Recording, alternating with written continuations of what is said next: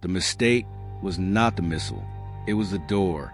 Because the moment that door opened, 40 years of secrecy stopped being a shield and became a target.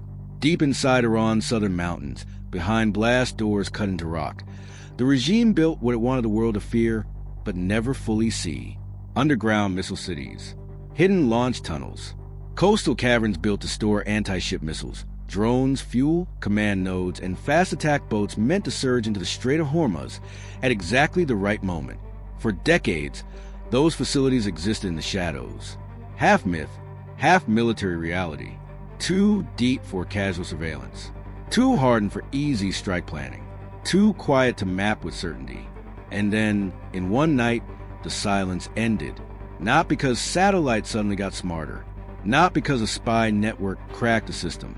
But because Iran, under pressure, chose to show its hand. And if that really happened the way many military analysts fear could, then this was not just a failed attack. It was one of the worst strategic trade-offs any regional power could make in modern warfare. Because some weapons lose value the moment they are used. And hidden weapons lose even more the moment they are seen. The setting for all of this is the Strait of Hormuz, a narrow band of water with global consequences. Around a fifth of the world's oil trade passes through this corridor. Tankers, escorts, surveillance aircraft, naval task groups, merchant traffic, all of it compressed into a maritime choke point so tight that geography itself becomes a weapon. This is not the open Pacific. This is not a vast blue water battlespace where distance protects large ships. Hormuz is different. It is narrow. It is cluttered. It is politically explosive. And for years, Iran's entire maritime deterrent strategy was built around the idea that this environment could neutralize the technological advantages of a stronger navy. That strategy had layers. First, mines. Slow, cheap, disruptive. Second, land-based anti-ship missiles fired from concealed coastal positions. Third, drones and decoys to saturate radar and confuse defensive fire control. Fourth, fast attack craft. Small, fast, disposable if necessary, swarming from multiple bearings at once. And beneath all that, the real insurance policy, underground missile cities, the hidden backbone, the reserve force, the threat behind the threat. That was the architecture. The logic was simple. The United States Navy could dominate in a conventional fight. Everyone in the region knew that. Iran knew it too. So Tehran never built its doctrine around matching American firepower ship for ship. It built for disruption, for uncertainty, for a short, violent, politically costly shock inside a choke point the world cannot ignore. The goal was never to sink an entire fleet in some Hollywood exchange of fire.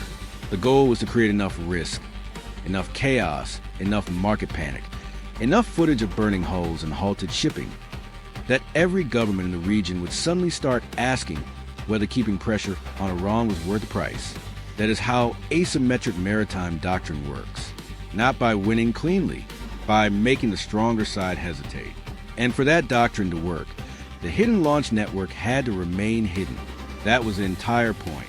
A missile stored in a mountain is not just a weapon, it is uncertainty. A tunnel whose entrance cannot be confirmed is not just infrastructure, it is deterrence. A swarm boat fleet that can disappear into hardened coastal caverns is not just a tactical asset. It is a question mark in every enemy planning room. And military planners hate question marks, which is why the most dangerous moment in this entire story was not the strike itself. It was a decision to activate the system. Imagine the scene. Night over the Gulf. A line of American destroyers moving through tense waters under layered air and ISR coverage. Radar alive. Electronic support measures sweeping. Helicopters cycling. Combat information centers watching every contact, every emission, every blip that doesn't belong. From the Iranian side, the picture looks different. Those ships appear close, exposed, inside the envelope, close enough to the coast to tempt a doctrine built for exactly this kind of geometry. For Iranian commanders shaped by years of escalation logic, this is the moment they spent decades preparing for, a chance to prove that the hidden network is not bluff, not propaganda, not just tunnels or television cameras, but an operational weapon system capable of changing behavior at sea. So the order comes, open the doors, and all at once, the mountain starts talking. At 2:11, the first drone wave lifts from concealed coastal positions. Small signatures. Fast enough to clutter the picture. Cheap enough to be expendable. At 2:14, anti-ship cruise missiles launch from hardened sites further inland, using terrain masking for the first phase of flight. At 2:17, mobile launch teams begin displacing from pre-surveyed positions, trying to stay alive just long enough to complete the salvo. At 2:20, fast attack craft begin punching out from hidden coastal inlets and underground harbor mouths, engines screaming into the dark, turning toward pre-assigned sectors inside the strait. And in those first minutes, Iran has achieved what it always wanted to demonstrate: simultaneity. Different vectors, different platforms, different altitudes, different radar problems. This is not random harassment. This is the doctrine. Everything converging at once. Now pause there, because this is the part that matters most. The same launch that begins the attack also begins the exposure. The same missile plume that threatens a ship also identifies a firing point. The same drone wave that saturates defenses also marks a launch corridor. The same swarm craft racing into the strait also trace back to the harbor mouths they emerge from. That is the paradox of concealed warfare in the age of persistent surveillance. What moves can be tracked? What emits can be classified? What launches can be geolocated? And what was uncertain once activated becomes data. So while the attack is unfolding at sea, another battle is unfolding invisibly above it. Overhead sensors correlate launch signatures. Radar aircraft build vector geometry. Naval combat systems log track origin. Space-based ISR looks for thermal bloom, tunnel openings, vehicle movement, blast signatures, repeat patterns. And in real time, the hidden network starts drawing its own map. This is why underground systems are so dangerous before first use, and so vulnerable after it, because once a concealed network fires at scale, it begins to confess. Now the defensive phase. The American destroyers are not passive targets drifting helplessly into a trap. They are among the most heavily defended surface combatants on Earth, designed precisely for compressed decision-making under missile threat. The first cruise missile tracks are classified and assigned. Interceptors fire. Then more. Close-range offensive layers stand by behind them, waiting for anything that leaks through. Drones are engaged by missile, gun, and electronic attack, depending on range and profile. Decoys complicate the picture for seconds, maybe less. But seconds matter in this kind of fight. At 2:23, the strait is no longer quiet water. It is burning radar energy, command calls, wake trails, missile plumes, shattered debris, and overlapping kill chains. Fast attack craft push forward anyway. This is their role. Get close, force a defender to split attention, create the possibility of a lucky hit, a mobility kill, a deck fire, even a propaganda image. In swarm doctrine, you do not need every platform to survive. You need enough of them to break the geometry of defense. But there's a problem. The defensive geometry doesn't break. The attacking axes are read early. The timing windows narrow. The boats coming in from the lead sector run into layered fire before they can complete their approach. Some turn, some scatter, some disappear in spray and flame. Others keep moving because at that distance there is no elegant exit left. And then the situation gets worse for Iran, because the first wave was supposed to produce confusion. Instead, it produces clarity. The strike package that looked overwhelming on paper now begins to fragment under pressure. Salvo timing slips. Some platforms are destroyed before release. Others fire from compromised positions. The coordinated assault starts losing the one thing asymmetric attacks cannot afford to lose: synchronization. And once synchronization collapses, survivability follows it. Minutes later, the hidden cost of the operation arrives. The underground entrances that open to release missiles and boats are no longer theoretical coordinates. They are active points in a targeting picture. Temporary launch sites are no longer assumptions. They are log signatures. Command relays are no longer educated guesses. They are nodes connected by behavior. This is the mid-script turn, the moment the attack stops being only an attack and becomes a disclosure event. Everything Iran hoped to prove operationally is now being harvested by the very network it tried to overwhelm. And that changes the next phase completely, because the response is no longer blind. Now, to be clear, any real battle in the Gulf will be chaotic, contested, and far less clean than propaganda on either side would admit. Damage assessment would be messy, claims would come fast. Both camps would shape narratives immediately, but the strategic principle would remain the same. If Iran activates a deeply concealed coastal strike architecture in one concentrated burst, it may gain a moment of tactical surprise, but it also risks sacrificing decades of concealment discipline in exchange for minutes of action. That is a brutal trade, and it gets even more brutal if the attack fails to impose visible costs, because then the hidden arsenal has not only been exposed, it has been exposed without delivering decisive effect. That is the nightmare outcome, not just a missed shot, a broken mystique.